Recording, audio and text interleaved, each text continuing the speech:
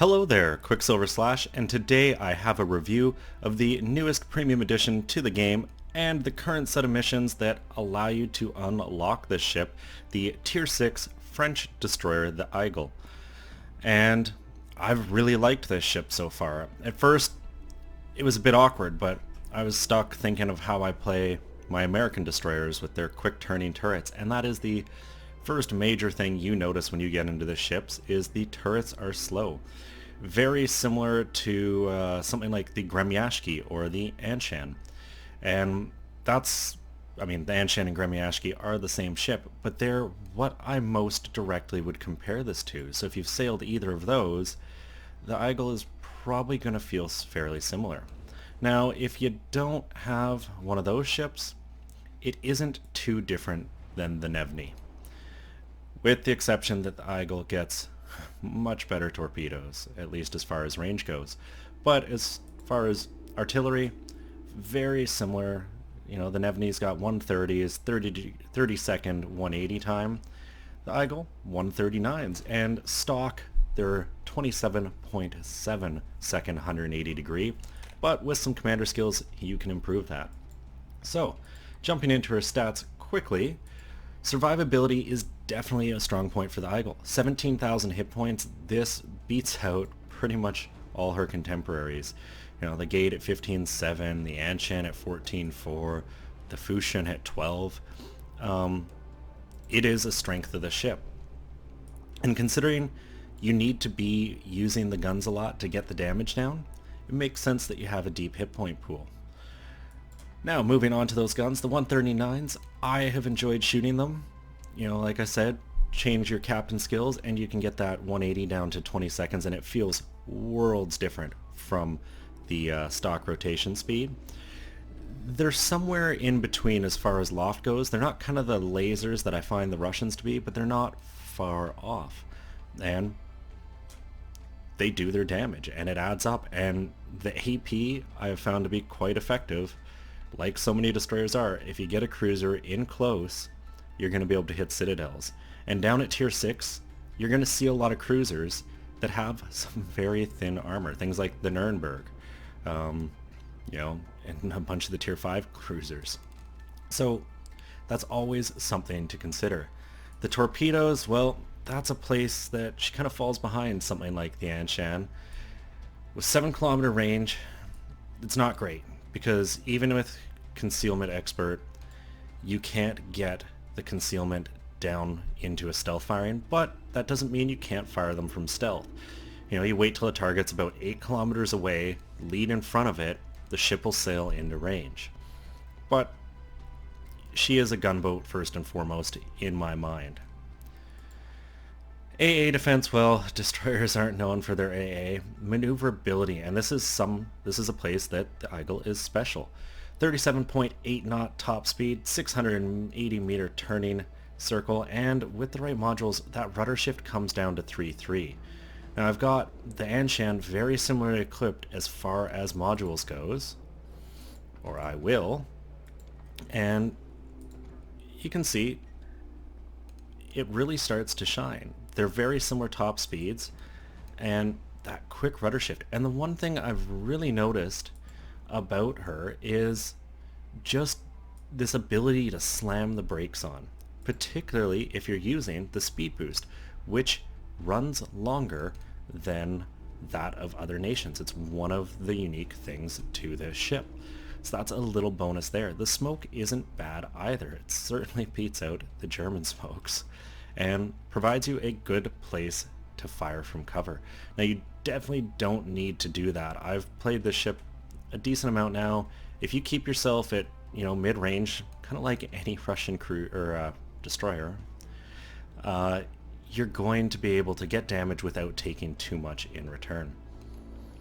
So as far as my upgrades go, well, there's not a lot to choose from. I feel rudder shift very handy.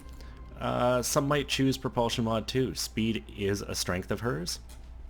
Increasing how quick she accelerates and decelerates, definitely a valid choice. Now, captain skills, it's a newer captain for me, so I don't have a ton of skills, but I've gone with priority target. I feel this is needed. You're out in the open shooting. You're going to be spotted. Knowing how many ships are aiming at you is crucial. Because if you see that number start popping up, 6, 7, it's time to go dark and disappear. But if it's sitting there, only one guy's looking at you, well, you can easily dodge one ship's worth of shells. And the second tier of skills, I've gone with Expert Marksman. I feel this is a must. It really helps your turret rotation speed. 7.7 second difference. You feel it. I've also got Last Stand, just it's common destroyer skill. Can't afford to get completely knocked out. Then I've gone Superintendent, and finally Concealment Expert, which I kind of skipped over earlier, but the concealment of the ship, you know, you get it down to 6-8. It is technically below that torpedo range, but with the way ships move about in this game, you're going to get caught if you think you can kite that line. So it's better to just play a little safe. Anyways, enough talking about the ship here. Let's quickly take a peek at how you earn her.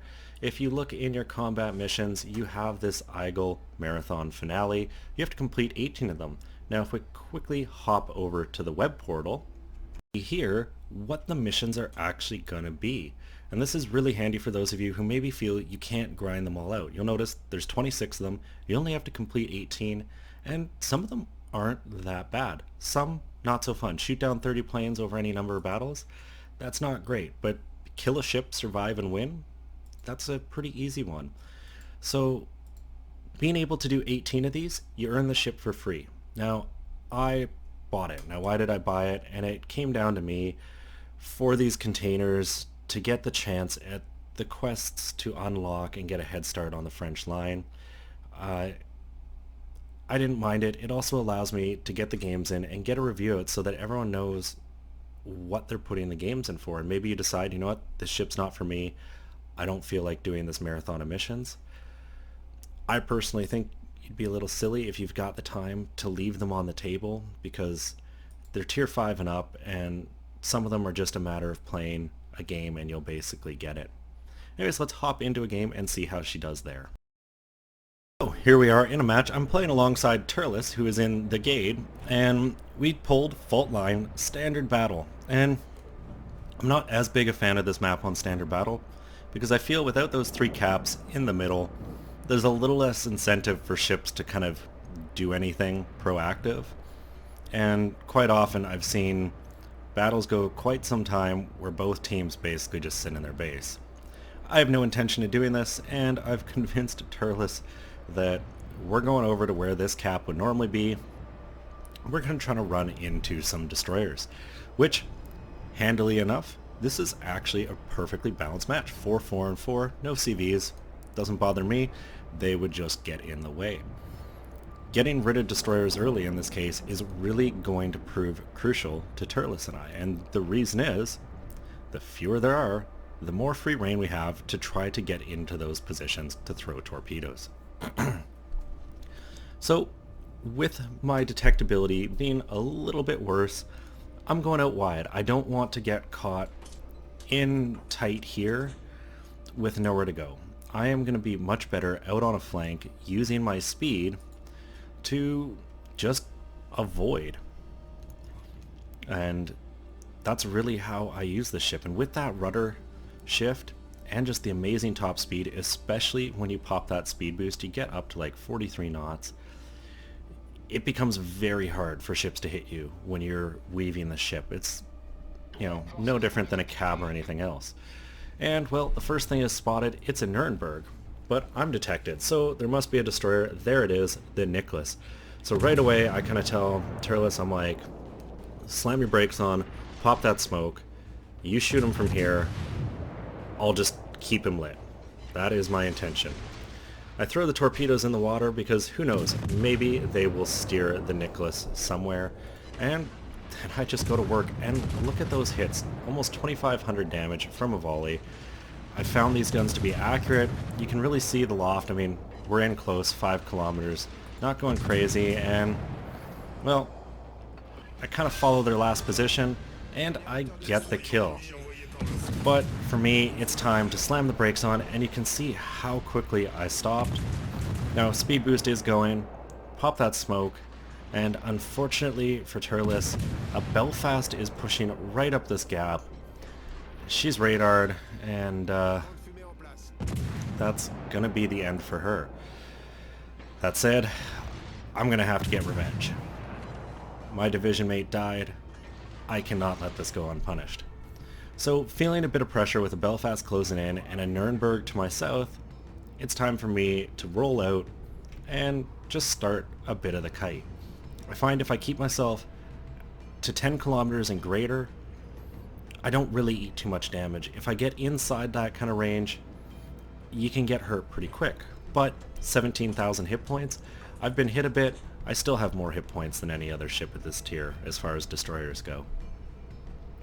So you can see me kind of thinking, okay, what's this Belfast doing? I was hoping they were sailing forward, because at this point they're moving forward 8.6. By the time my torpedoes get to the edge of their range, the Belfast has probably sailed into it. But that's not the case. They're backing up, so it's gun time. And with 5 139mm barrels, you can put some damage on pretty quick.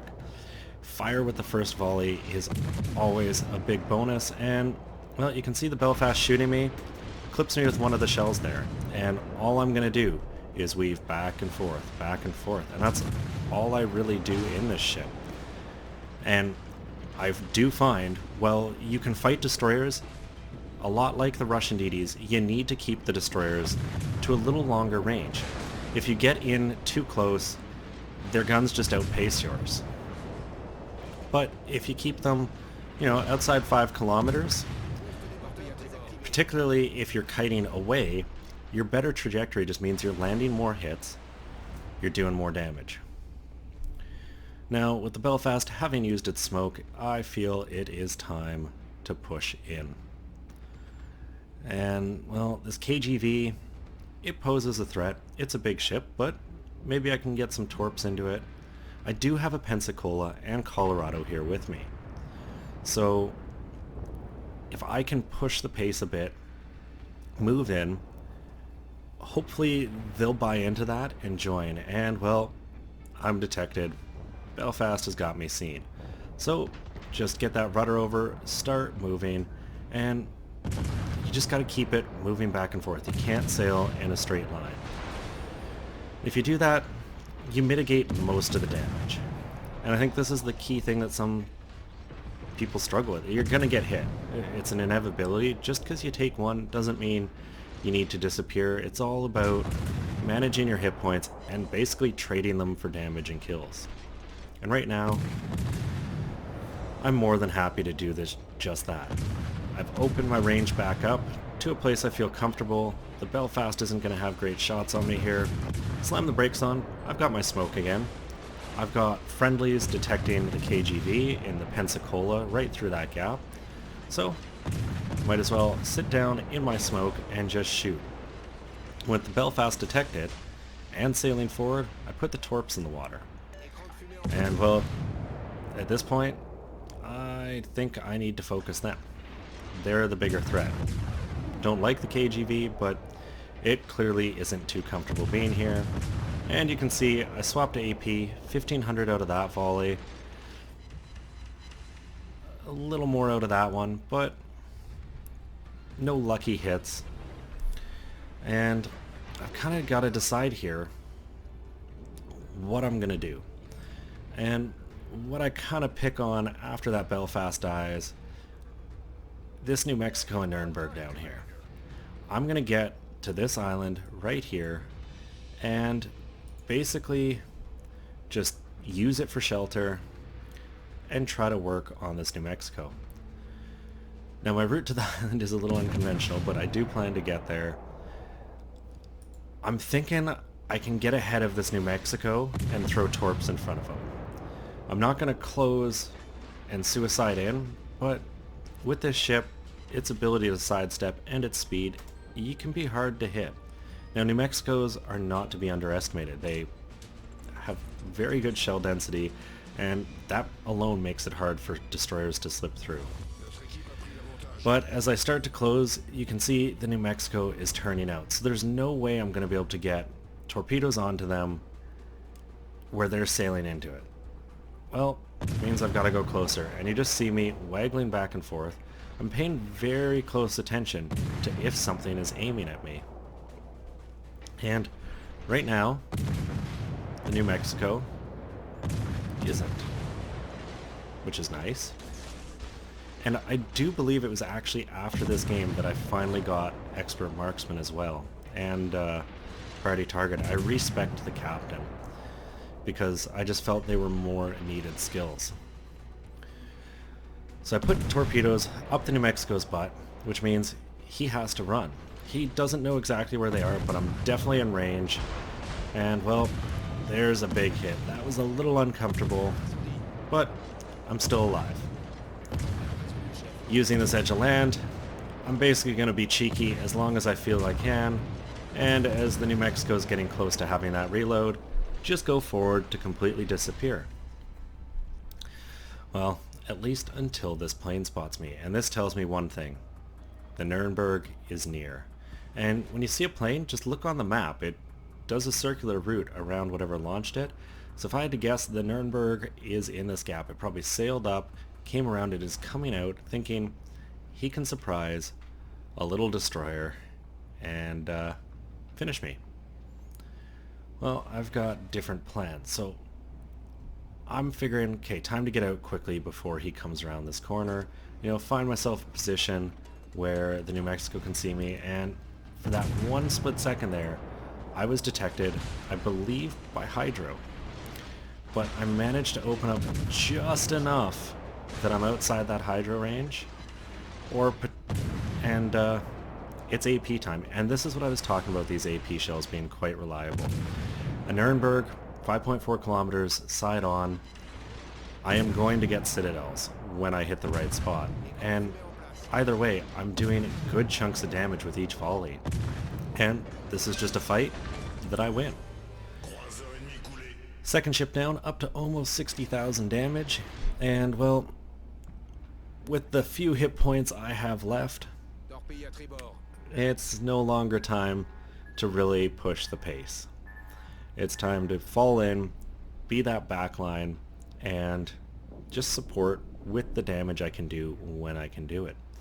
So I'm not going to chase this New Mexico. I'm going to get into a group with the rest of my ships. And when you wind up on low health, it's the best place for you to be. If you're alone, you can get caught out.